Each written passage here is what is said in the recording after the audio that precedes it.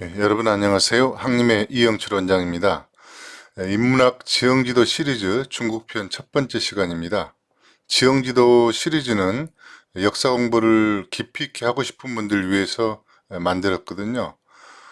그래서 여행이나 가벼운 목적으로 시청하는 분들은 필요한 구간만 보셔도 좋을 것 같습니다. 모두 4편으로 4장으로 구성되어 있는데요. 역사 기록물을 보기 위한 전제, 역사 공부는 반드시 지형도로 시작해야 한다. 실책 없는 중국 함족의 역사, 끝으로 시대에 따라 지명과 강역은 어떻게 변동되었는가로 구성되어 있습니다. 첫 번째 장입니다. 역사 기록물을 보기 위한 전제를 시작하겠습니다. E.H. 칸은 역사를 연구하기 전에 역사가를 연구하십시오. 역사가를 연구하기 전에 역사가의 역사적 사회적 환경을 연구하십시오. 역사가는 개인 동시에 역사 및 사회의 산물입니다. 라는 이야기를 한 바 있습니다. 우리는 무의식 중에 원전이라고 하는 1차 사료는 팩트로 받아들이는 경우가 많습니다. 그런데 사마천의 사기도 한족 의식 형성되는 전환시대의 사회적 산물이라는 점을 생각해야 하고요.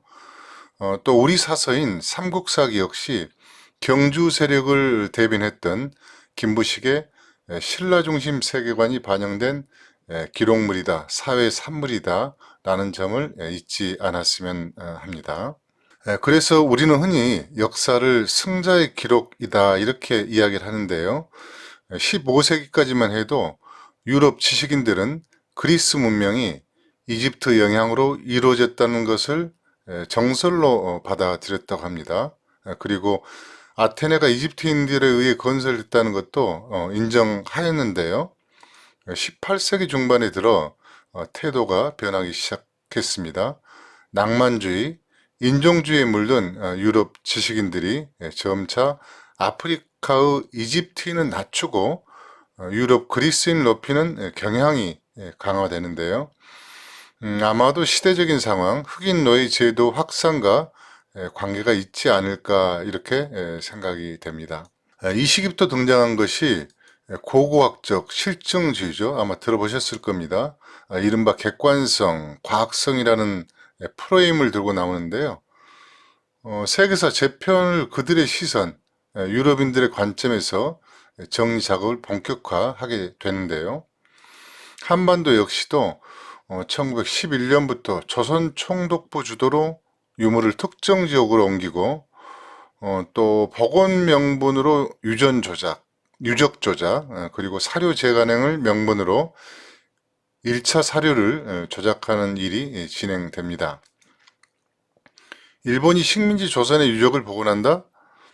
이 말이 얼마나 황당한 논리인지 굳이 설명드리지 않아도 될 것 같습니다. 우리가 보는 사서, 유물 누적은 바로 이런 점을 고려해서 봐야 한다. 역사를 우리가 볼 때 팩트라고 하는 내용들에 대해서도 의심을 갖고 접근할 필요가 있다는 점을 꼭 기억했으면 합니다. 자, 두 번째입니다. 역사 공부는 반드시 지형도로 시작해야 한다. 그 필요성을 소개하겠습니다. 세 가지 의문을 먼저 던져보겠습니다. 왜 굳이 이곳에 도성을 쌓았으며 함곡과는 역사에 자주 등장하는 겁니다. 두 번째 질문, 촉잔도. 촉잔도는 왜 설치할 수밖에 없었나? 세 번째는 실크로드 상의 오아시스 도시는 정말 척박한 땅이었나? 일반적으로 역사 공부를 하는 방식인 텍스트나 평면 지도로만 보면 사실 이런 의문을 직관적으로 아는 것은 쉽지가 않습니다. 그런데 지형도를 기본으로 하고요. 그리고 위성 지도의 도움을 받고 이렇게 비교 공부하면 굳이 암기하지 않더라도 자연스럽게 전체 상황을 이해할 수 있다는 거죠. 저 같은 경우는 책을 볼 때 지명이 나오면 이제 수시로 스마트폰에 구글 지도 확인을 하는데요. 여러분께서도 그 지형 지도를 수시로 보는 그런 습관을 들여보셨으면 합니다. 이 지도는 서주, 진나라, 한나라를 포함해서 13개 왕조가 도읍지로 있었던 바로 관중평원입니다. 이곳 남쪽은요, 동서 1500km인 진령산맥이 있고요. 네, 진령산맥이 있고, 북쪽에는 황토고원과 여양산맥, 그리고 동쪽에는 화산, 서쪽은 육반산맥이 감싸고 있는 지형입니다. 이 지형 지도만 봐도 요새 같다는 생각이 들지 않습니까? 네. 그런데 지형도가 아니고 만일 이게 평면 지도라면 어떻겠습니까? 지명은 부지런히 암기할 수 있는데 지형 구조는 절대 알 수가 없었겠죠. 여기는 동서남북 사방에 관문이 있어서 그 관의 안에 있다고 해서 붙여진 이름이 바로 관중입니다. 앞서 이런저런 산맥, 고원동로 둘러싸인 지역이라고 했는데요. 그 자연적인 방어선에 설치한 4개 관문이 바로 관중, 4개 관문이 있는 지역이다. 이렇게 보시면 되겠습니다. 하나씩 보면요. 동쪽 화산 앞에 설치된 동관이 있습니다. 동관을 시작으로 서쪽에는 가른강 상류에 있는 서관, 대상관이라고 하죠. 남쪽에는 남관, 상관이 있고요. 북쪽은 육반산, 동쪽에서 조금 더 올라가면 북관, 소관이 길목을 지키고 있는 것을 우리가 지도를 통해서 알 수 있습니다. 그리고 가장 전투가 많은 곳에는 하나 더 관을 설치했는데요. 그곳이 바로 동관, 동쪽에 설치한 함곡관이 되겠습니다. 이 관중평원이 어느 정도 넓은가 하면요. 동서천리 남북 300리라고 합니다. 대략 남한 면적과 비교해 보면 한 40% 정도 되는데요. 여기에는 황하 최대 지류인 위수를 포함해서 수많은 물줄기가 이 관중평원을 적시고 있습니다. 이런 지형 조건이다 보니 당나라 수도인 백만, 당시 가장 큰 도시였죠. 100만 인구를 먹이 살릴 정도로 살만한 땅이었다. 이렇게 볼 수 있겠죠.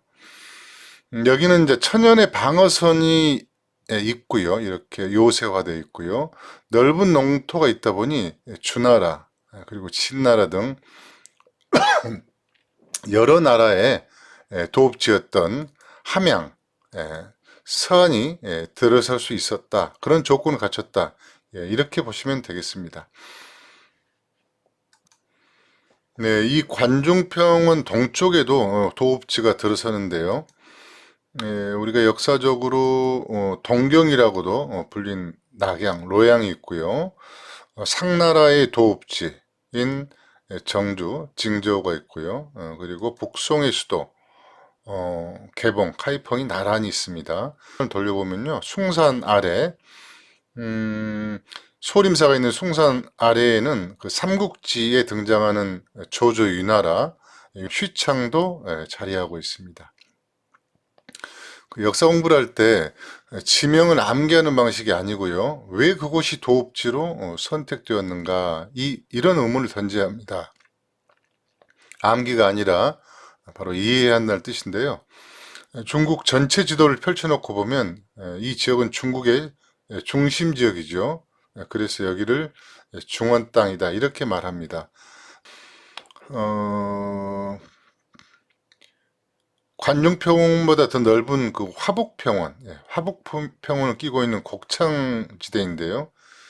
그런데 이것만 가지고는 수도의 그 조건이 될 수는 없습니다. 수도가 되기 위해서는 그 주적을 방어할 수 있는 천연 방어선이 확보돼야 되는데요. 또 하나의 조건이 충족돼야 되는데 낙양, 정주 여기는 바로 이제 황하를 천연 그 해자 삼아서요. 북방으로부터 들어오는 북방 기마민족, 또 수련민족을 방어하는 그런 조건을 갖춘 수도가 되겠습니다. 앞에서 그 함곡관에 대해서 잠깐 설명드렸죠. 함곡관은 동관에서 동쪽으로 약 60km 정도 가면 위치하고 있습니다. 좀 잠깐 예를 들어보면요. 당나라 중기에 있었던 안사의 난, 그 진원지가 지금 북경, 그러니까 당시에는 범양이라는 지역인데요. 반란군이 낙양을 거쳐서 당나라 수도가 있는 서쪽 방향의 그 장안으로 진군하기 위해서는 반드시 함곡관 방향으로 갈 수밖에 없었습니다. 그런데 만약 이곳을 피해 북쪽 방향으로 가려면 황하를 2번 넘어야 하고요. 뭐 때로는 또 유수를 넘어야 하거든요. 이 루트는 사실상 접근이 불가능합니다. 그럼 남은 선택은 남쪽 그 원거리를 우회해서요. 2000m가 넘는 이 지맥을 통과해야 되는데 이곳은 뭐 역사에 여러 번 등장했습니다만 내부에 호응이 있지 않으면 점령이 거의 불가능한 바로 이제 그런 지역입니다. 이렇다 보니까 함곡과는 중국 전쟁사에서 가장 많이 등장하는 주요 격전주가 될 수밖에 없는 이제 그런 운명이었다 이렇게 보시면 됩니다. 이제 중원 전체 지도를 보면서 주요 관중과 중원 지역의 수도였던 서경 그리고 동경인 낙양 개봉에 대해 설명드렸고요. 중원 지역에서 이 밀려난 쫓겨난 왕조가 수도로 삼았던 남경도 잠깐 살펴보겠습니다. 남경은 잘 아시다시피 오나라 수도였죠. 그리고 송나라, 뭐 양나라 등의 도읍지였는데요. 시대별로는 그 지명 이름이 좀 바뀝니다. 뭐 건업이라고도 했다가 금능, 건강 등으로 불리기도 했던 곳인데요. 지도에서 동서를 가로지르는 그 파란색 두 선이 있죠. 황하가 있고 장강, 뭐 양자강인데요. 수도가 있었던 지역은 모두 강의 남쪽에 있는 것을 우리가 알 수가 있습니다. 무슨 이야기인가 하면 북쪽에 있는 주적을 의식해서 수도 위치가 정해졌다는 것을 이제 반증하는 것이죠. 남경은 그 양자강이라는 천연의 해자를 가지고 있었고요. 또 그 배후에는 벼농사가 가능한 장강하구평원이라는 엄청난 곡창지대를 끼고 있었습니다. 끝으로 북경이 있는데 시간 관계상 짧게 말씀드리겠습니다. 베이징은 기마민족인 금나라 그리고 원나라, 청나라 입장에서는 그들의 근거지에서 가까워서요. 중원 지역을 통치하기 유리했다는 것을 우리가 지형도로 보면 이렇게 확인할 수가 있습니다. 반면 또 한족의 입장에서는요. 북방민족의 변화에 선제적으로 신속하게 대응할 수 있는 위치이기도 하고요. 또 하나는 곡창지대, 화북평원이라는 곡창지대에 있는 걸 알 수가 있죠. 역시 또 하나의 조건이 필요하죠. 곡창지대뿐만이 아니고 방어선이 필요한데요. 태행산맥 그리고 연산산맥이라는 방어선을 확보해서 외부의 적을 또 방어할 위치이기도 했습니다. 종합해 보면요. 첫 번째 질문이었죠. 왜 굳이 이곳에 도성을 쌓았는가 이건데요. 고대의 도읍지는 천연 방어선을 1차 확보하고요. 두 번째는 곡창지도를 포함한 지형에 있었다는 겁니다. 우리가 역사 공부를 할 때 이제 거듭 말씀드립니다만은 암기하는 방식이 아니고 지형지도를 보면서 이곳에 왜 수도가 있었는지 중요하다 이걸 좀 말씀드리겠습니다. 지형지도를 보면 풀릴 수 있는 의문 두 번째입니다. 촉잔도. 뭐 삼국지 보신 분들이나 중국사를 보신 분들은 이제 많이 접한 내용인데요. 촉잔도는 왜 설치할 수밖에 없었나? 이 의문입니다. 이 사진, 지금 보이는 사진은 그 복원한 잔도의 모습인데요. 질령산맥에서 한중광지화 돼가지고 한국 사람들도 많이 가는데요. 잔도를 설치한 목적이 뭐냐면요. 군사이동이 있고요. 특히 군량미 운송을 위해서 반드시 필요했습니다. 뭐 전쟁이란 게 군대만 간다고 해서 해결되는 건 아니지 않습니까?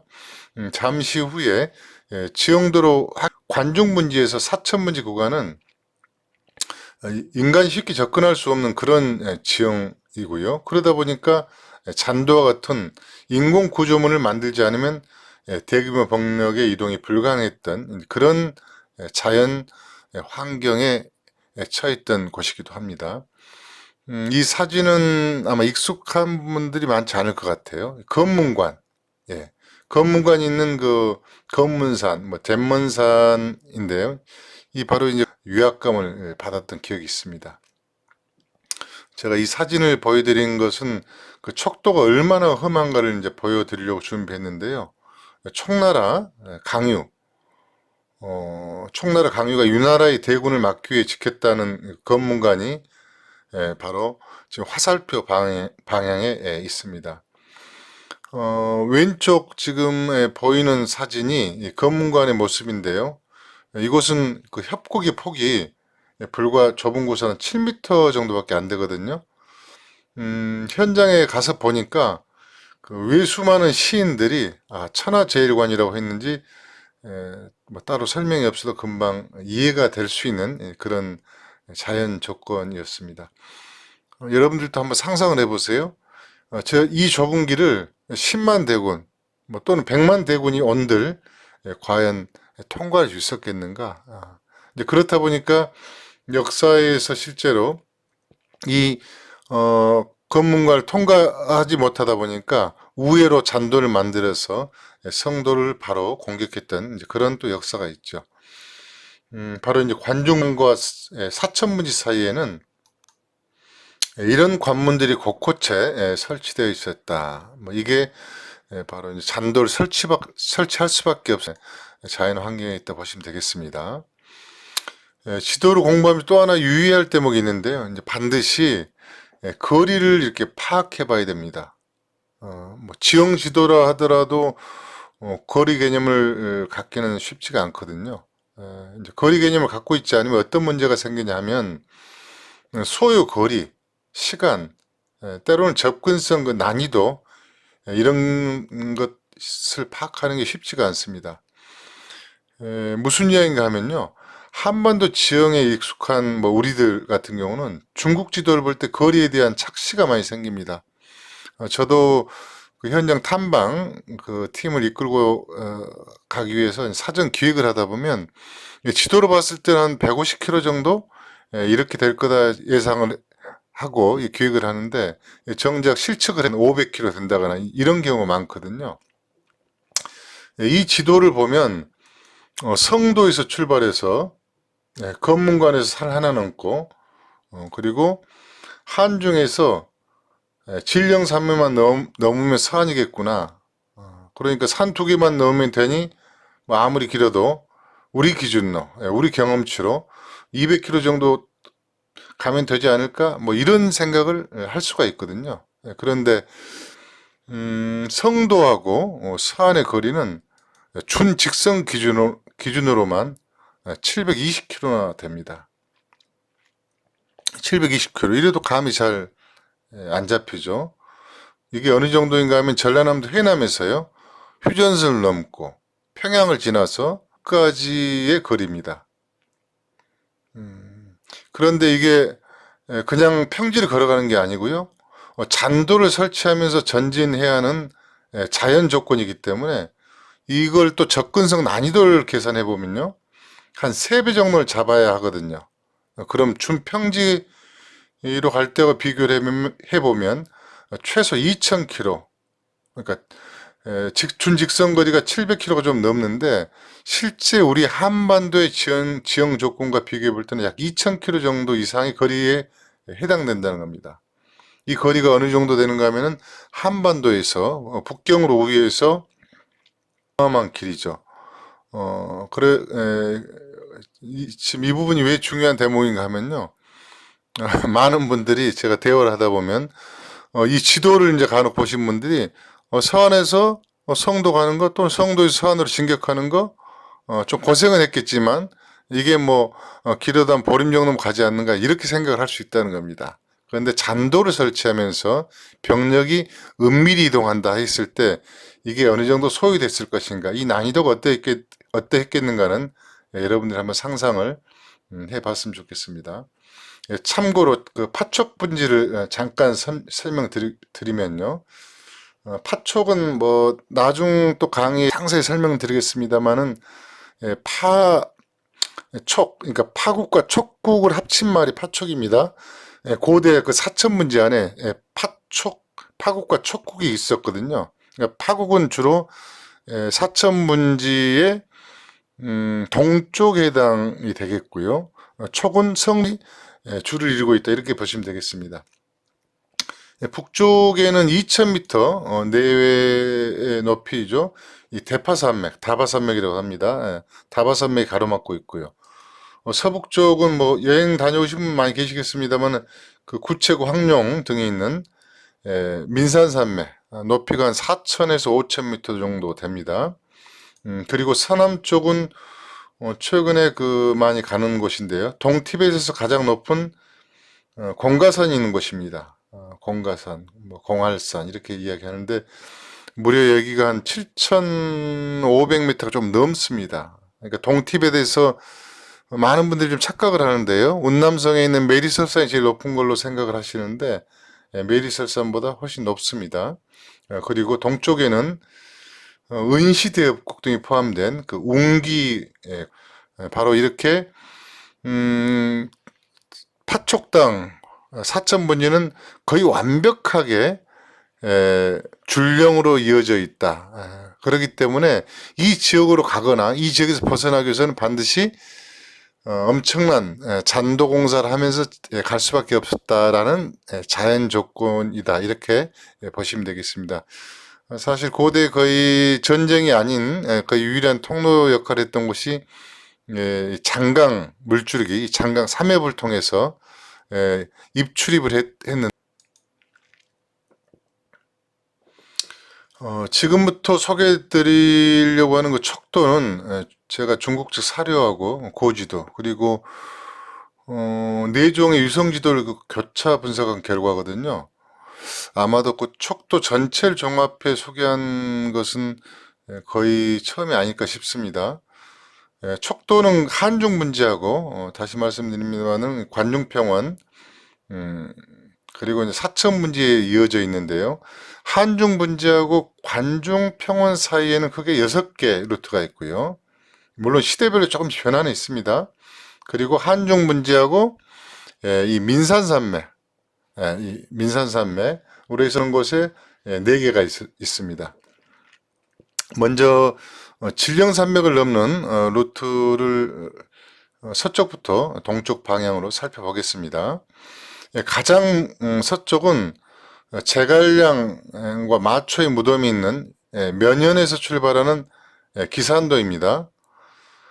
백수강진을 올라가 진나라의 그 출발지인 예현, 기산을 넘어 사망 5제 중 한 분이 복희 씨의 고향인 천수까지 가는 루트입니다. 기산도. 두 번째는 진창도입니다. 기산도와 같이 그 면현이 쭉 백수강까지 올라가는데 여기서 오른쪽으로 분리돼서 가릉강 줄기, 지금 이게 지금 가릉강 계곡 줄기입니다. 가릉강 줄기를 따라서 봉현, 산관, 서관이죠. 산관을 거쳐서 관중평원 서쪽 끝인 보기에 닿는 루트입니다. 그리고 세 번째는 기곡도인데요. 한중의 그 남곡구, 뭐 요즘에 성문구라고 많이 하더라고요. 여기를 출발해서 포화 물줄기, 이게 지금 포화 물줄기입니다. 포화 물줄기를 따라서 유패, 태백 기점에서 보기하고 진창 쪽으로 하는 기곡도가 있고요. 그리고 야곡도 포야도는요, 태백에서 갈라져서, 그러니까 기곡도 같이 오다가 갈라져서 사육관 거천 루트입니다. 뭐 오정원도 많이 들어보셨을 겁니다. 다음은 낙곡도, 당락도인데요. 양현에서 출발해서 화양진을 거쳐서 태백산 밑으로 우회를 합니다. 태백산도 정확히 기억은 안 납니다만 3,700m가 좀 넘습니다. 그러니까 백두산보다 1,000m 높이기 때문에 좀 이런 걸 감안해서 봐야 되지 않나. 그래서 제 생각으로는 지형지세나 전체적으로 좀 각 계곡까지 다 파악을 해본 결과로는요. 낙곡도 당락도는 그 현재 화양진을 통해서 가는 루트가 아니고 불평으로 통과해서 주지로 갈 가능성도 배제할 수 없겠다. 좀 이 말씀을 덧붙이겠습니다. 신령산맥 루트 동쪽 끝에 있는 자오도입니다. 한종무지 끝인 서양에서 타진로 해서요 넘어가는데 자오진으로 갑니다. 뭐 지도를 보시면 뭐 금방 느낌이 오시겠습니다만은 서안 장안으로 바로 진입할 수 있는 코스죠. 그 때문에 방어하는 입장에서는 굉장히 이게 더 긴장감이 생길 수밖에 없습니다. 왜냐하면 바로 앞으로 치고 들어오기 때문에 방어할 수 있는 방어진이 형성이 쉽지 않다는 겁니다. 문제는 이 코스는 일단 길이가 길고요. 그리고 또 험해서 역사적인 곳입니다. 자, 지금까지 진령산맥을 넘는 기산도를 포함해서요 전체 6개 루트를 소개해 드렸습니다.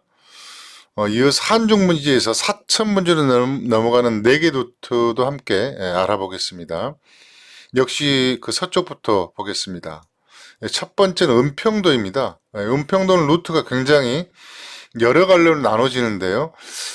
제가 중국 고대 지도를 확인해 본 걸로는 최소한 4개 루트 정도 나눠집니다. 그런데 그 중에서 가장 중심적인 루트는 기산도에서 갈라져서 민산산맥을 타고 사천문지 성도 코앞에 있는 그 면양이라는 도시가 있습니다. 다음에 또 소개해 드리겠습니다만 금오도에 있는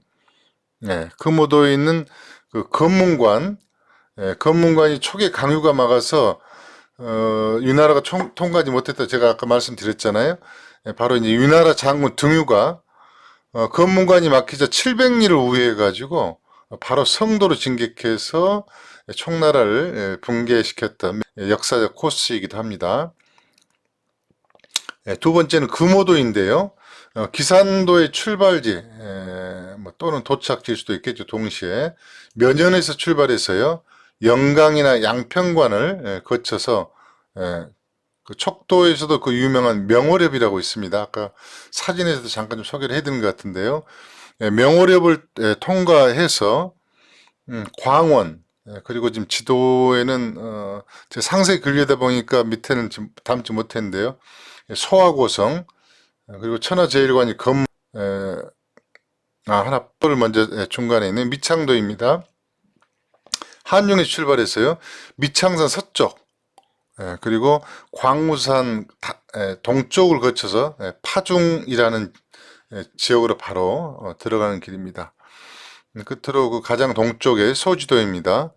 자오도의 출발지인 서양에서 시작해 진파, 밑에 역시 가려져 있습니다. 만원, 선안, 그러니까 사천문지 동쪽 지역이죠. 동쪽 지역으로 내려가서 또는 올라가서 현재 중경 주변 지역으로 연결되는 코스입니다. 촉잔도를 그 전체를 알아봤죠. 진령산맥을 넘어가는 코스, 또 한중에서 사천문지로 연결되는 코스인데요. 이 코스들은 뭐 일반 전문적 역사 공부를 하는 분들이 아니라면 다 기억하실 필요는 없겠습니다만 큰 흐름 정도는 일단 좀 파악하시면 좋겠다 싶고요. 제가 좀 개인적으로 추천드리고 싶은 부분은 서안에서 지금 고속철로 한중으로 빠른 시간에 갈 수가 있습니다. 기억이 좀 정확하지는 않습니다만 2시간이 좀 못 미쳤던 것 같아요.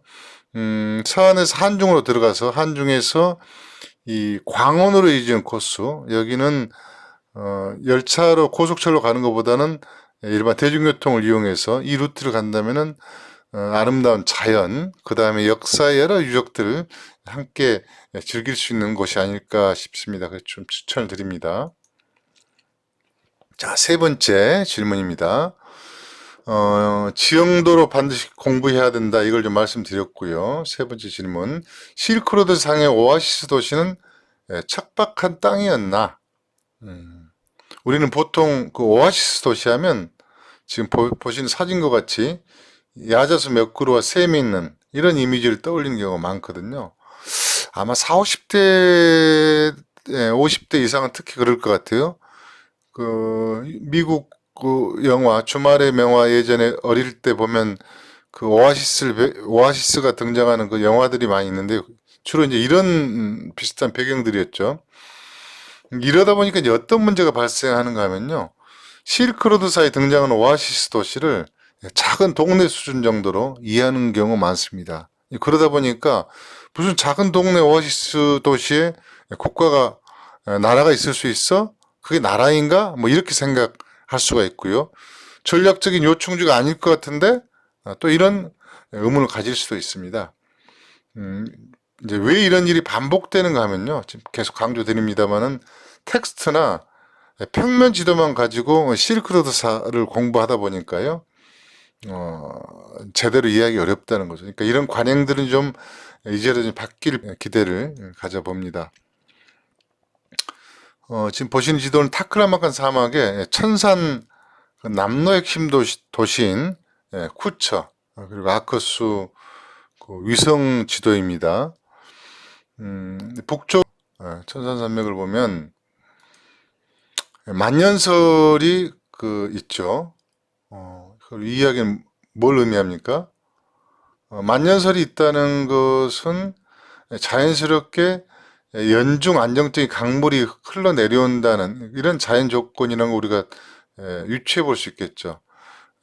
그러다 보니까 이처럼 이 부채꼴 모양, 뭐 국토지리 시간에 배운 거 아닙니까? 이거 충적 선상지라 그러는데요.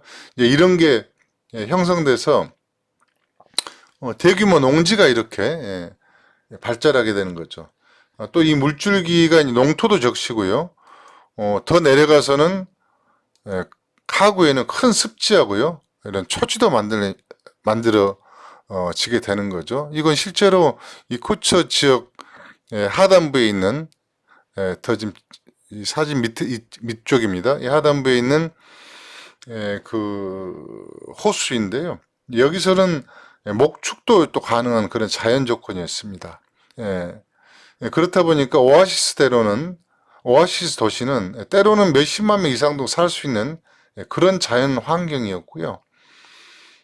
강수량이 연중 안정적이라는 의미는 무슨 어떤 중요성을 가지고 있는가 하면 그 황하 유역의 하부평원 같은 것 이런 것들은 수량이 일정치 않기 때문에 농사짓기 사실 굉장히 불안한 구석들이 많죠. 또 가뭄이 들면 완전히 황폐화되는 경우가 있기도 하는데요. 오아시스 도시는 상대적으로 어떤 측면에서 더 일반 평원보다 농사짓기에 좋은 조건을 갖추고 있었다. 동시에 목축지를 대량으로 확보할 수 있었기 때문에 사람들의 살기에 상당히 유리한 조건을 갖추고 있었다. 좀 이렇게 이해하실 필요가 있겠습니다.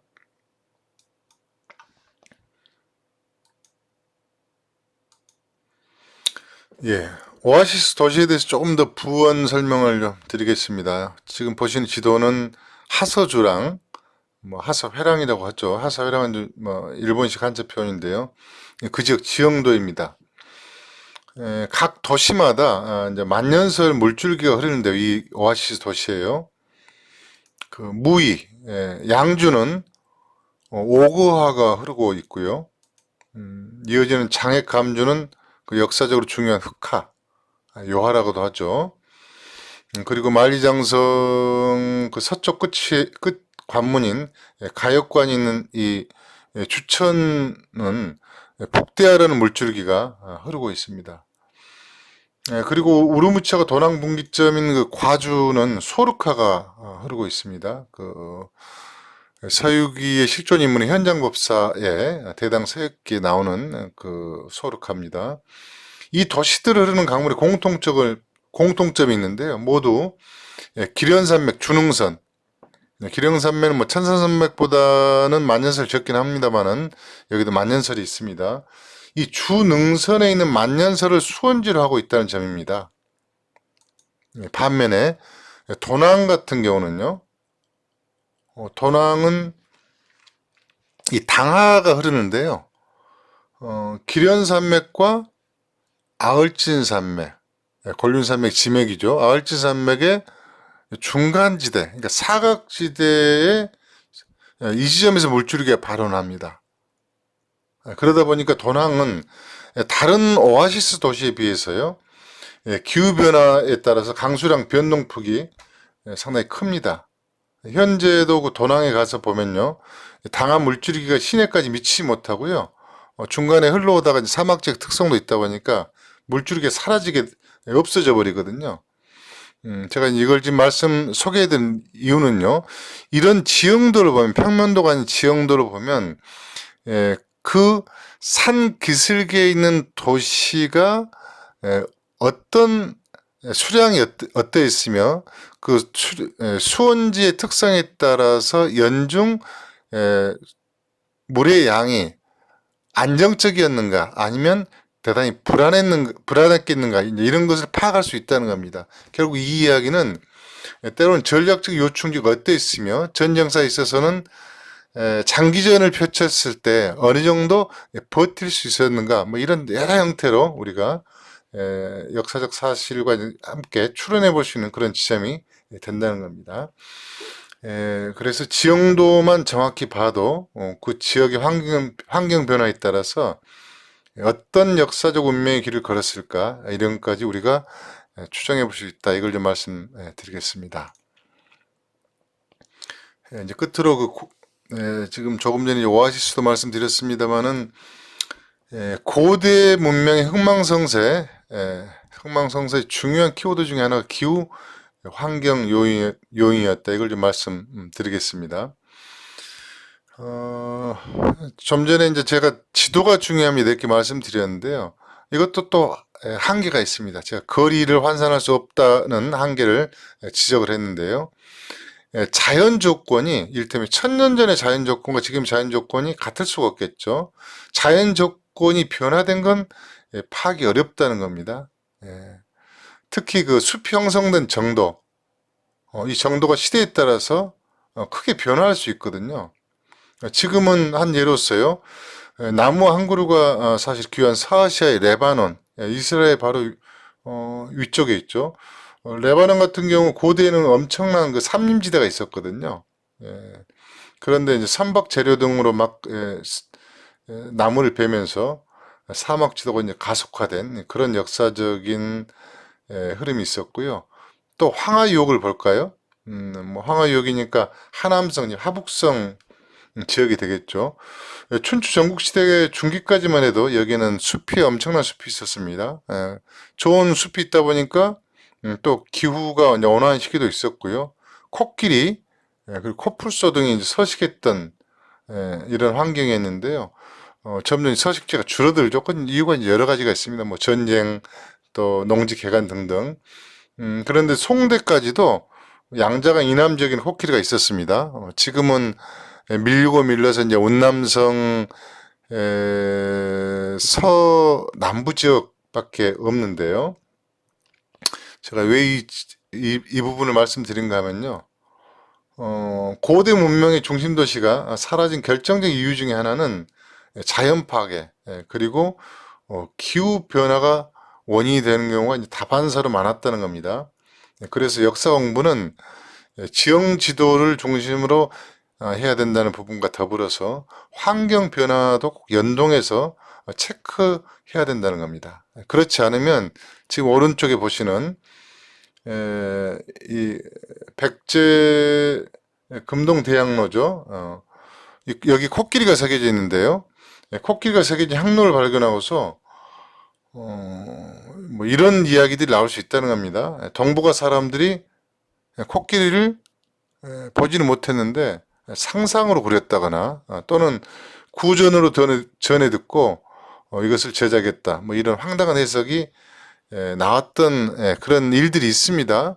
이런 유사한 일들은 지금도 사실 종종 일어나고 있고요. 바로 지구 기후사 또 인간에 의한 환경 파괴 역사를 제대로 보지 못하다 보니까 체크하지 못하다 보니까 이런 웃지 못할 일들이 일어나고 있다는 겁니다.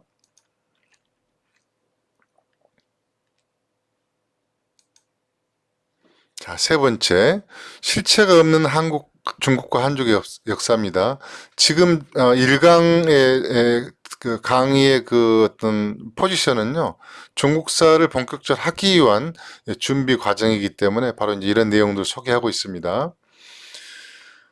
저도 이제 편의상 중국사라고 합니다만, 중화민국 선포 전, 그러니까 선문에 의해서 중화민국이라는 게 선포된 1911년 이전에는 중국이란 나라, 중국이란 국명은 존재하지 않았습니다. 그럼 사서에 등장하는 중국은 뭐야? 뭐 이런 의문이 들 수도 있죠. 원래 중국의 고전적인 의미는 뭐 요즘 많이 알려져 있는 이야기입니다만은 천자 또는 황제가 직접 통치하던 영역을 가리켰습니다. 그러니까 중국이라는 말이 시작된 건 주나라 때다라고 이렇게 이야기하는데요. 뭐 이 부분은 확정적으로 이야기할 수는 없을 것 같지만 이게 지금 정설로 보시면 되겠습니다. 이 황제가 통치할 영역을 바로 그 도성과 수도죠. 도성과 도성을 둘러싸고 있는 지역. 뭐 요즘 우리 한반도식으로 이해하면 서울특별시와 경기도 지역 이렇게 좀 이해하시면 될 것 같습니다.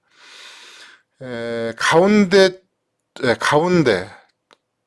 뭐 이건 중앙, 중심, 중자가 여러 가지 의미가 있지 않습니까?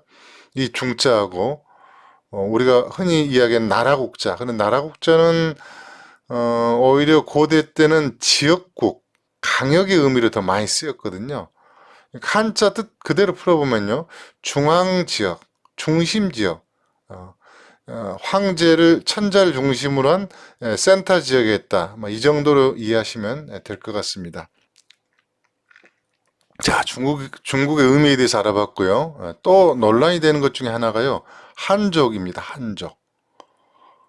중국 인구를 지금 제가 인터넷에서 찾아보니까 14억 4천만 명 정도 이렇게 보더라고요. 중국 정부는 그중에 92% 이상이 한족이라고 이렇게 주장하는데요. 여러분들도 그렇게 생각하시나요? 사실 이런 류의 주장은 학문적으로는 거론할 가치가 없기 때문에 세부적인 언급은 하지 않겠습니다. 이와 관련된 재미있는 말이 있습니다. 청황제 중에 그 옹정제라고 있죠. 옹정제가 이렇게 이야기를 했어요. 한족이란 본래 여러 오랑캐 민족이 뒤섞여 형성된 것인데 어찌 어찌 너희들만 문명이고 남은 사람들, 남은 이들은 오랑캐라고 하는가 이런 이야기를 한 기록이 있습니다. 결론적으로 말씀드리면요. 한족의 역사적 개념은 혈연적 개념은 아닙니다. 한나라 때 이때는 중원 지역 중심 그리고 송나라 때 북송 시절과 남송 시절이 있지 않습니까? 밀려났던 이 송대는 당연히 자기들이 밀려났으니까 강남 지역을 포함해서 중원 지역까지 자신들의 입장에서 선주민들을 지칭한 그런 의미로 좀 보시면 어떨까 싶습니다. 현재 한족이라고 할 때는요, 하나, 그러니까 중국어를 모국어로 사용하는 사람들, 뭐 이렇게 이해하시면 무리가 없을 것 같습니다. 지금 중국은 그 혈연적으로 보면요, 뭐 물론 우리 한반도도 남방 그 해양계 인종과 북방 그 유목 수렵 민족이 섞여 있다고 하는데요. 뭐 3대 7 정도로 보통 보는 것 같더라고요. 중국 역시 남방 지역만 봐도요. 말레이 계통이 최소한 20%가 넘거든요.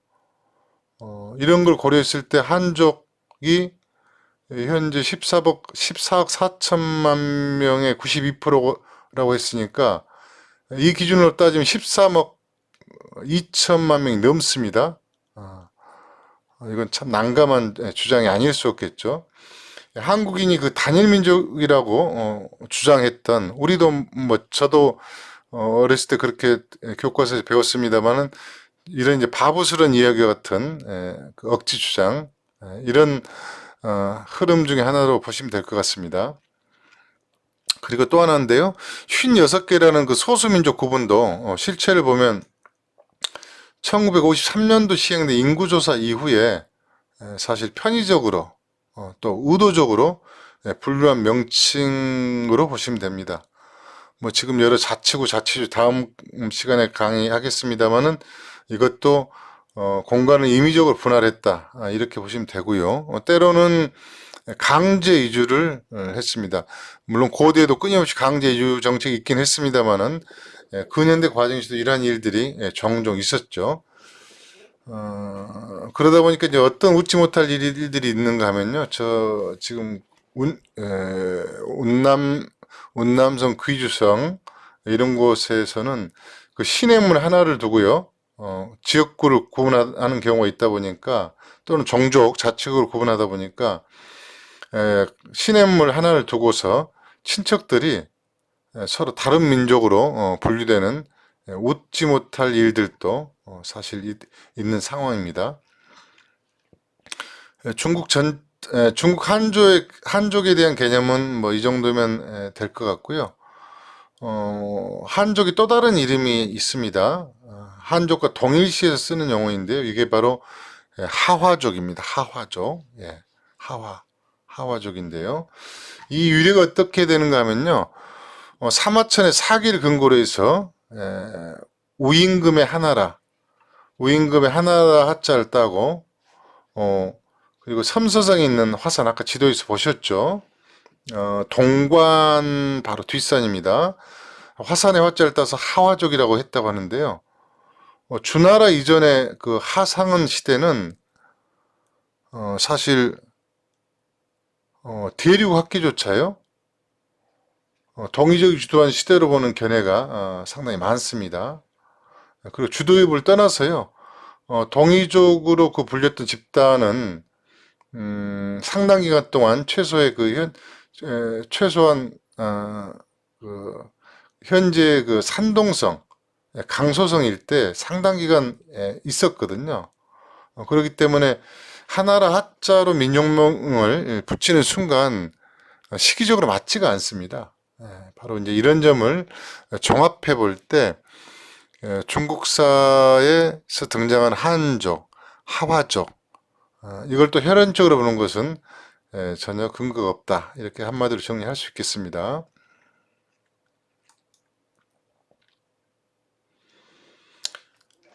중국의 이제 역사를 앞서 이제 제가 뭐 이런저런 근거를 들어서 좀 부정적으로 얘기했습니다만 그걸 다 인정한다 하더라도요. 한족으로 분류될 수 있는 통일왕조가 집권한 시기는 뭐 한나라 408년, 송나라 166년, 북송 시기입니다. 명나라 276년 정도밖에 안 되거든요. 그런데 중국사를 뭐 기원전 그 하나라 시기부터 잡은다 해도 한 4천여 년이 조금 넘는 시기인데요. 이렇게 보면 4천년 중에 이 기간은 사실 다 합쳐도 850년 정도밖에 안 되거든요. 그러니까 25%도 안 된다는 겁니다. 한족의 역사를 하더라도 이 나라들 한족의 역사를 인정한다 하더라도 중국사 전체에서는 굉장히 미미하다는 겁니다. 그러니까 나머지 75%, 적게 잡아도 최소한 2000년 이상은 거의 대부분 북방민족의 역사에 있다. 이걸 우리가 알 수가 있는 거죠. 사실 중국산의 그 해체에서 보면요. 북방 유목민족과 수련민족, 약간 포인트가 다릅니다. 수련민족은 지금의 만주 지역 중심을 보시면 되고요. 유목민족은 여러분이 쉽게 이해하실 때 몽골로 이제 보시면 되겠습니다. 북방 유목민족과 수련민족.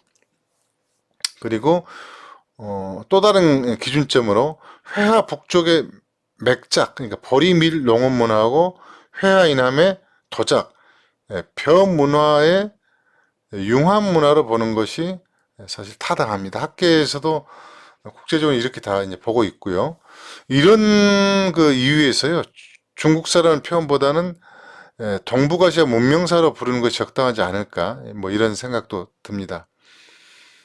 독일계 중국 학자죠. 그 에버하르트라는 분이 있는데요. 이분 이런 이야기를 했습니다. 중국의 상고 시대에는 자기 독일적인 중국 문명이라는 것은 존재하지 않았다. 뭐 이런 이야기를 하고 있고요. 많이 알려진 것처럼 중국 정부는 과거에 한족으로 분류하지 않았던 뭐 치우천왕마저도 지금 한족의 역사로 편입시키는 그런 작업들을 사실 자행하고 있습니다. 이것은 제가 다큐에서도 뭐 소개를 하고 있어서 뭐 일반인들도 많이 알고 있을 거라고 보여지는데요. 그래서 제가 끝으로 강조드리고 싶은 부분은요. 유럽 근대 학자들에 의해 문자 성립을 기준으로 역사시대를 구분하는 기준. 그런데 이게 뭐 모든 학자 그렇다는 의미는 아닙니다만은 실제로는 그 고대사 날졸유의 신화와 전설을 허구하는 작업의 일환이었다. 일환이었던 점도 있었다. 좀 이 부분을 잊지 않았으면 좋겠고요. 이런 흐름 속에서 이제 일본 같은 경우는 대표적으로 일본 사학자들 같은 경우는 신화와 전설을 우리 한민족서는 이제 부정을 하고요. 자기들 역사는 신화의 바탕을 두고서 또 스스로 정당성을 만들어가는 모순된 상황도 있다는 겁니다. 그런데 신화는 뭐 우리가 그리스 로마 신화 여러분들 많이 보셨잖아요. 신화는 사실은 인간을 신격화한 원래 인간이 했던 그 역사를 신격화한 상징물의 상징하는 기독물이다. 이렇게 좀 보시는 필요가 있고요. 그리고 고대인들이 남긴 뭐 암각화라든가 전설, 구전의 역사 이게 오히려 더 진실에 가까울 수 있다는 점도 역시 함께 좀 기억해 주셨으면 좋겠습니다. 바로 이제 역사 공부를 하실 때 지금 이러이러한 포인트를 좀 가지고서 좀 접근했으면 좋겠다는 바람을 말씀드립니다. 자, 끝으로 마지막입니다. 시대에 따라 지명과 강형은 어떻게 변했는가 이 부분인데요. 이 상세한 내용은 나중에 다시 한번 2강, 3강 때 소개해 드리겠습니다. 여기서는 몇 가지 예시만 좀 말씀드리겠습니다. 역사서를 볼 때 우리가 주의해야 될 대목인데요. 대표적인 세 가지 부분을 제가 질문 형태를 통해서 하나씩 좀 풀어보겠습니다. 하동과 하서, 요동과 요소의 위치는 두 번째, 기마족, 강족의 운거지자 맹장 배출 지역인 서동의 위치는 고대 총룡은 현재 파미르고원이 맞나? 이 세 가지에 대한 질문을 풀어보도록 하겠습니다. 첫 번째 하동과 하서입니다. 여러분이 기본적인 선 다 알고 있는 내용이기 때문에 빨리 좀 진행하겠습니다. 요동과 요소 이것도 같이 알아볼 텐데 하는 황하를 뜻하는 고유명사다. 과거에는 하라고 했고 하면 다 황하했다. 강은 장강이었다. 이건 뭐 이미 지금은 다 알려진 내용이기 때문에 이 정도 말씀드리겠습니다. 그런데 이제 좀 하나 우려되는 부분이 있는데요. 제가 유튜브나 종종 그 방송 강의를 좀 보거나 블로그 등을 체크를 해보면요. 이런 이야기 나오더라고요.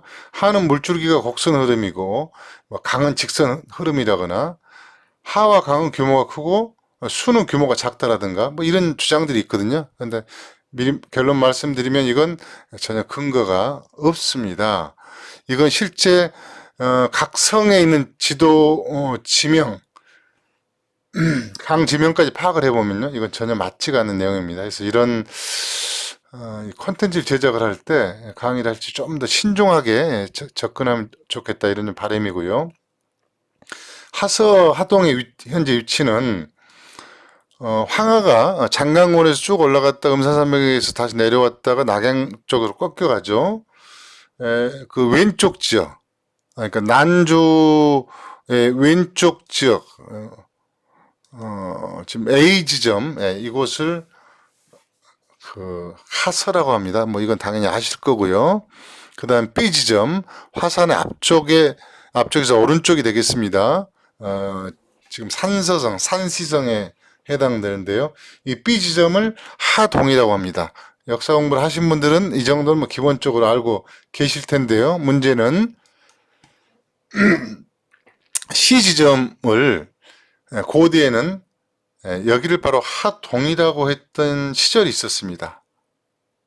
이것은 우리 사서에도 등장하는 내용이고 제가 여러 형태로 확인을 한 내용입니다. 자, 초기에는 AC 여기가 하서였고 하동이었고요. 시간이 지나면서 하동의 위치가 바뀝니다. 그리고 고대에는 바로 여기를 하남이라고 했습니다. 지금 여기가 하남이잖아요. 이 부분은 제가 3강에서 다시 소개를 드리겠습니다. 해서 하동, 하서 위치는 지금 비교적 고정되어 있고요. 우리가 일반적으로 말하는 고대 시기까지는 바로 이렇게 위치가 있었는데 변해왔다. 이걸 좀 하나 기억하실 필요가 있습니다. 이어서 우측 상단, 우측 상단에 보시면 다시 한번 애니메이션 보겠습니다. 이게 바로 요화죠. 이것도 지금은 뭐 중학생들은 다 아는 내용이기 때문에 가지점이 요소입니다. 나지점이 당연히 요 동이 되겠죠. 그런데 제가 이걸 말씀드린 이유는 바로 이제 다지점에 대한 이야기를 하려고 합니다. 하동 하서의 위치가 변해왔듯이요.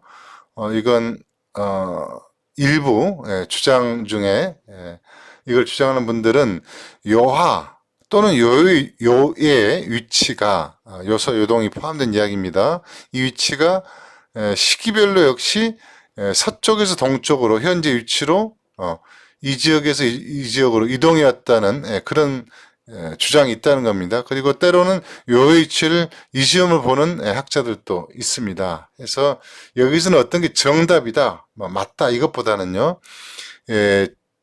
지역 지명은 시기에 따라서 변해왔다. 그 다음에 지배 집단이 바뀌면 특히 지명 같은 경우 수시로 변동이 되었다는 것을 꼭 좀 기억하셨으면 좋겠고요. 우리 동양사만 그러지 않습니다.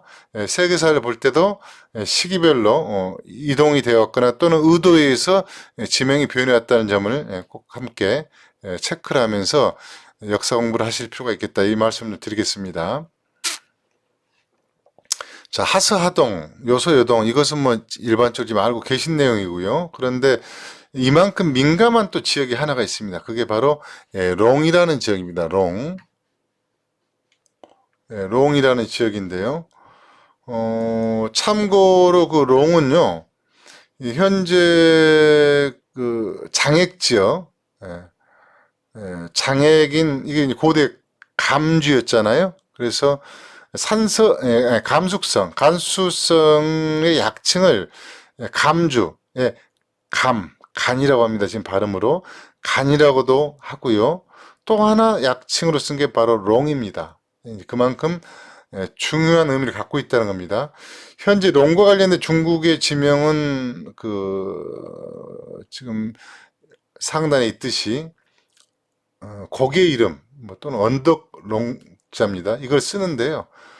제가 우리 사서 조선왕조 실록을 포함해서요, 사서를 좀 확인해 보니까요, 우리 같은 경우는 언덕롱자 대신 롱이라는 지역을 쓸 때 비올롱자를 쓰는 빈도가 더 많습니다.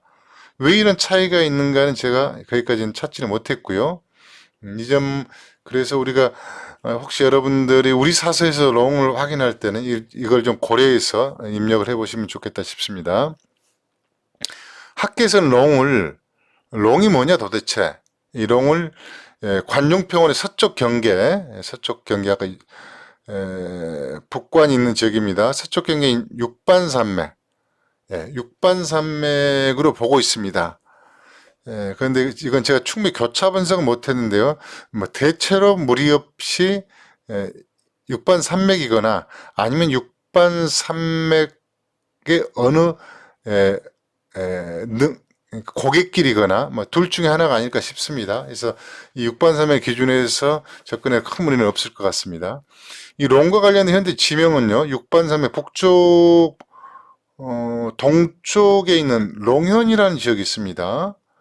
롱현이 있고요. 그 다음에 육반산맥 서쪽에 롱동이 있고요. 란주로 가는 방향에 롱서라고 있습니다. 롱서가 있는데 여기는 그 유수의 상류이기도 합니다. 그리고 끝으로 휘성분지, 휘성분지 남쪽에 있는 농남, 이렇게 네 곳이 있습니다. 그런데 좀 이상하지 않나요? 롱을 기준으로 해서요, 육반산맥 서쪽에 롱동이 있고 동쪽에 롱현이 있죠. 뭐 앞뒤가 안 맞습니다. 결론을 역시 말씀드리면요. 어느 시기에 지명이 꼬였는지 저도 확인을 못했습니다. 그런데 이걸 이 제대로 된 위치는 현재 롱현이 롱동이 돼야 되고요. 현재의 롱동은 없어지는 게 맞습니다. 아, 그리고 롱남은 뭐 큰 무리는 없는데요. 롱남의 위치가 너무 남쪽에 치우쳐 있습니다. 이것도 뭐 휴성문지 남쪽 지역 정도로 잡는 게 올바른 지명이 아닐까. 이것은 뭐 제 주관적인 판단에서 근거 없이 말씀드리는 건 아니고요. 고대 지명을 정할 때는 반드시 근거가 잡았습니다. 지형지세를 반영하거나 아니면 통치자의 철학이 내포되거나 뭐 여러 가지 이유가 있었다는 거죠. 그런데 이건 지형 중심 지형을 두고 지명을 잡은 건데 그게 맞지 않다는 겁니다. 여러 사료를 좀 종합해 볼 때요. 롱서 지역이다. 역사적으로 롱서 지역이라고 하는 것은 육반산맥부터 난주 이 지역까지 롱서로 보는 게 맞을 것 같고요. 롱남은 육반산맥의 그 시작점인 포계에서 쭉 올라가면 그 지금 물줄기가 보이죠? 이게 위수입니다. 파랑새. 이 위수 상류 이걸 구분으로 해서요. 이걸 경계해서 남쪽을 롱남 지역이다. 이렇게 보시는 게 정확할 것 같고요. 그래서 롱서는 어떤 어떤 그 광역의 지명과 같은가 하면은 바로 관서의 지명과 같이 쓰입니다. 이걸 정확히 일치한다 할 수 없는데요. 시대에 따라서 각자 다른 포인트를 뒀기 때문에. 그러나 복의 서쪽이기 때문에 관서가 맞고요. 복으로 바로 이어지는 육반산맥의 서쪽이기 때문에 롱서가 맞기 때문에 바로 일치한다. 또는 거의 일치한다. 이렇게 보시면 틀림이 없을 걸로 보입니다. 롱지역에 대해서 좀 더 추가로 말씀드리면요. 여기는 그 기마족인 강족, 전사족이죠. 강족이 운거해 있던 지역이다 보니까 무장을 많이 배출했는데요. 롱남 지역은 그 진제국의 출발지 지역이고요. 그러니까 진제국, 진시황을 이야기하는 겁니다. 그 선조들이 여기 출발했다는 거고요. 그 다음에 그 롱서 지역 같은 경우는 그 대표적인 출신 인물이 그 초계 5호 대장 마초죠. 여기는 양주목도 했었습니다. 그리고 또 한 사람은 그 동탁이라는 사람입니다. 동탁은 뭐 역사서에는 그 잔인하고 지략이 뛰어났다고 나오는 인물인데요. 이 사람 두 사람 다 바로 농서 지역 출신이고요.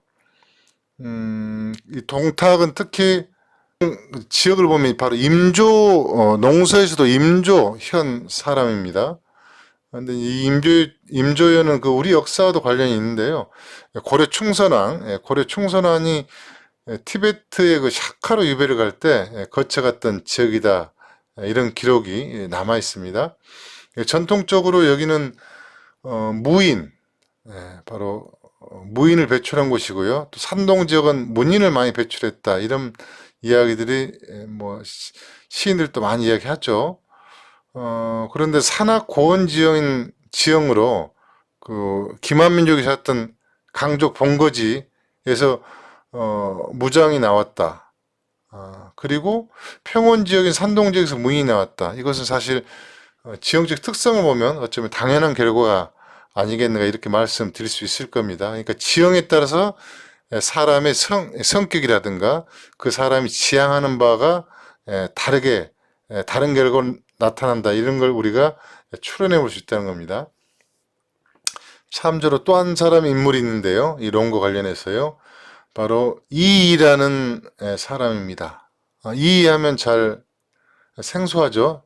누군가 하면 그 노자입니다. 노자. 도가의 창시자. 춘추 전국시대의 인물이죠. 이 사람도 농소 출신으로 알려져 있는데요. 마지막 인물적으로 한 번 더 소개해 드린다면 우리 사서에 등장한 분인데요. 925년 그 고려 그 초기 태조 때입니다. 중국 송나라에서 고려를 귀환 태안이시 시조인데요. 이육이란 분입니다. 이육은 이 농서 지역에서 왔는데요. 그래서 고려 조정에서 농서공에 봉해졌던 인물입니다. 이런 기록이 우리 고려사에 아니 고려사가 아니고요. 이 태안이시 세가에 남아 있는 걸 알 수가 있습니다. 자, 마지막으로 총령의 위치를 알아보도록 하겠습니다. 총령의 위치는 그 뭐 일반인들에게는 별로 중요하지 않겠습니다만은 특히 상고사를 공부하는 분들, 특히 제야사를 하는 분들에게는 굉장히 예민할 수밖에 없는 위치거든요. 학계에서는 그 총령을 파미르곤으로 보고 있습니다. 그리고 뭐 사전을 찾아봐도 그렇게 나오고요. 그런데 그 서유기의 실존 인물인 삼장법사, 제가 지금 여러 차례 말씀드렸습니다. 삼장법사의 그 인도행 기록을 보면요, 좀 의문점이 생깁니다. 이 현장법사는 자신이 넘은 능산, 즉 설산을 총령의 북쪽 시작점이라고 이렇게 이야기를 했거든요. 그런데 현장법사의 루트를 쭉 추적을 해보면요, 선, 하서해랑, 그리고 그 사막, 마카엔저, 그리고 투르판 들어갑니다. 그 손오공에 등장하는 그 화염산입니다. 투르판을 들어가서 천산 남로를 이용해서 쿠처, 발록가국인 아커스를 지나서 바로 산으로 향했다고 하거든요. 능산. 그래서 베델 고개를 뭐 넘었다고 이렇게 하는데요. 이 고개를 넘어서 이시크쿨, 키르기스탄에 있죠. 이 이시크쿨로 남서쪽을 돌아서 서돌고래 칸, 당시 중앙아시아의 패자였죠. 이 서돌고래 칸을 만났다고 이렇게 기록을 하고 있거든요. 근데 만약 현장 박사가 파미르곤 코스로 갔다 그러면 이시크쿠로를 끼고 남서쪽을 위했다는 기록과는 맞지가 않습니다. 이게 지금 상당히 저로 좀 고민이었는데요. 그래서 한 3개월 정도 그 이상 제가 문헌, 지형지도, 뭐 유성지도 지금 천산산맥 같은 경우는 계곡 하나하나까지 쭉 찾아봤는데 좀 결과물이 좀 나왔습니다. 현장 법사가 총령의 그 북쪽 시작점으로 생각했던 능사는요, 파미르곤에서 동쪽 2시 방향으로 거리상으로는 무려 한 500km 이상 떨어진 동천산산맥, 천산산맥이 세 곳이 있죠. 이 동천산산맥, 죄송합니다. 서천산산맥의 지점이었습니다. 이 지점을 확대한 지도인데요. 확대한 지도인데 현장법사가 통과한 지금 루트를 제가 쭉 지금 화살표 선으로 표시를 했습니다. 바로 이렇게 지나갑니다. 그러니까 아커스에서 현재 우시투르판을 거쳐서요 산악 지역으로 진입합니다. 해서 이곳이 높이가 제가 뭐 정확히 기억나진 않습니다만 약 한 4,300m 조금 안 된 지역 높이입니다. 그러니까 이 전체로 봤을 때는 대단히 낮은 지역에 속하고요. 이 지금도 위성지도로 찾아보면 현재도 그 산길 남아 있고요. 이 고개를 넘어가면 정확히 고대 루트가 아직도 남아 있고 유적 흔적들이 남아 있습니다. 그래서 이 루트를 쭉 그어가면요, 현장 스님께서 그 기록했던 내용과 일치하는 걸 확인할 수가 있습니다.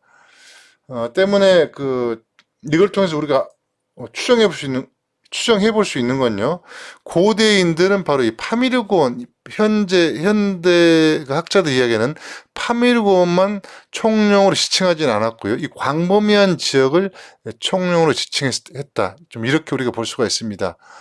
이런 걸 통해서 봤을 때 우리가 고대 사설을 볼 때 앞으로 총령은 파미르곤이다, 또는 파미르곤의 뭐 이를테면 50km, 100km 플러스 마이너스다, 이렇게 봤다가는 전혀 엉뚱한 결과가 나올 수 있다는 거죠. 그래서 앞으로는 총령을 볼 때 좀 광범위한 지역을 놓고 함께 좀 분석하는 게 좀 적절하겠다 이 말씀 좀 드리고 싶습니다. 좀 종합해서 좀 정리를 하면요. 역사 공부를 어떻게 접근해야 되는가? 반드시 평면도가 아닌 지형들 놓고 봐야 된다. 그 다음에 지명은 늘 역사적으로 이동해온 경우가 있었고, 때로는 지명은 임의적으로 바뀌거나 조작된 그런 사례들이 있다. 고대인들이 표현했던 지명은 때로는 특정 지역을 지칭했다기보다는 좀 더 광범위한 지역이 될 수도 있었다. 바로 이런 점들을 이제 감안해서 역사 공부를 했으면 좋겠다. 좀 이런 바람을 갖습니다. 시청해 주셔서 고맙습니다. 그 다음 강의는 성의 유래와 중국의 각 성의 유래와 중국의 7개 권역별 지형지서를 소개하겠습니다. 구독과 좋아요 부탁드립니다.